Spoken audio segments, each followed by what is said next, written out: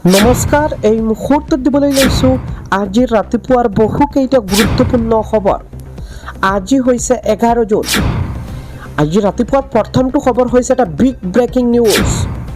চুবুৰীয়া ৰাষ্ট্ৰ পাকিস্তানী সেনাৰ সৈতে ভয়ংকৰ ঘটনা। দুৰ্ঘটনাত পতিত হৈ ছাৰখাৰ হৈছে পাকিস্তান সেনাৰ হেলিকপ্টাৰ।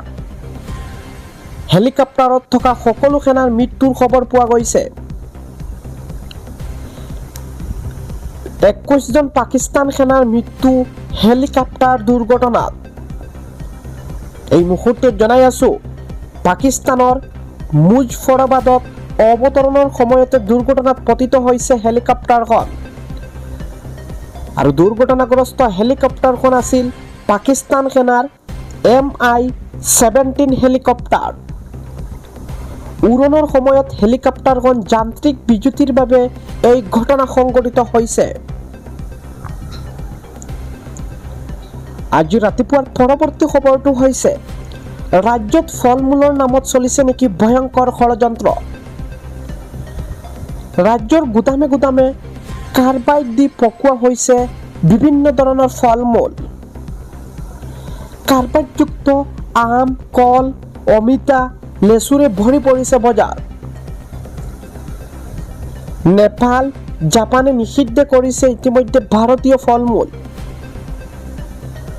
অসমত বিষাক্ত ফল-মূলৰ ঘাটি ফাঁচী বজাৰ, বৰপেটা ৰোড, নোয়াগাঁও আদিসমূহ।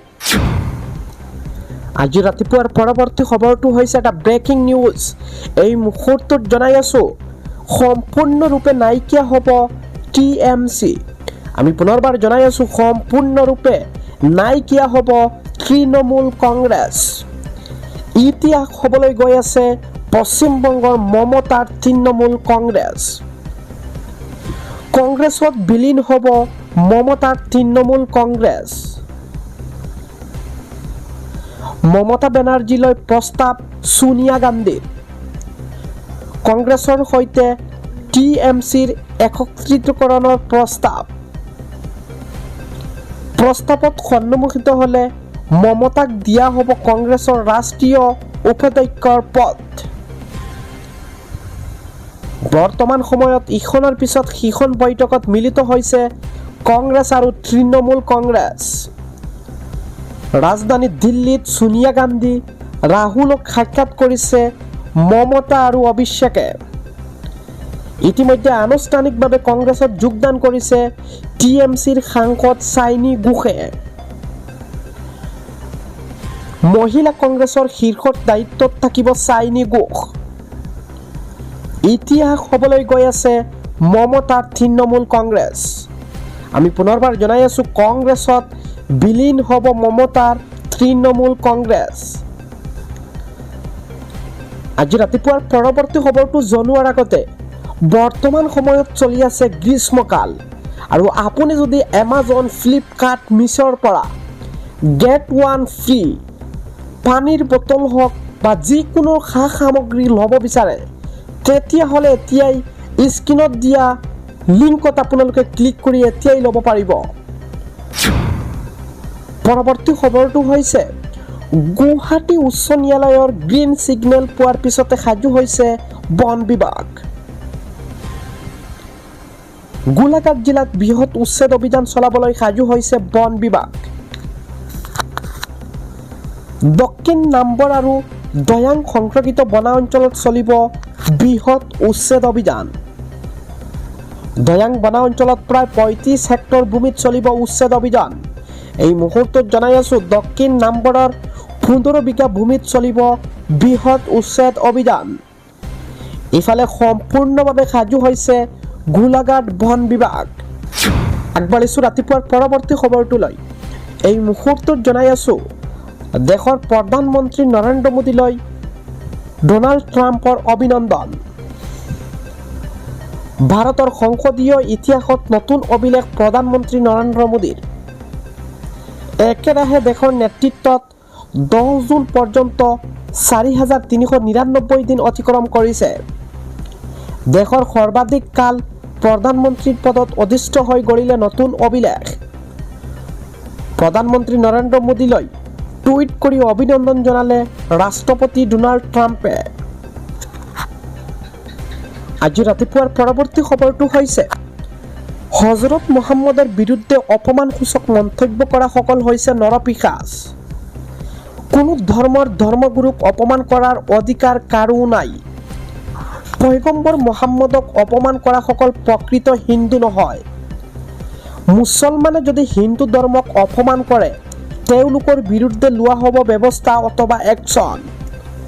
মুখ্যমন্ত্ৰীয়ে হজৰত মুহাম্মদৰ উক্তিৰে বিধানসভাত ভাষণ দিয়ে। সেই মুখ্যমন্ত্ৰীৰ অসমত কিয় পয়গম্বৰ মুহাম্মদক অপমান কৰিছে? অনবৰতে একশ্যন মুডত থকা মুখ্যমন্ত্ৰী এই ক্ষেত্ৰত কিয় বৰ্তমান সময়ত নিমাত?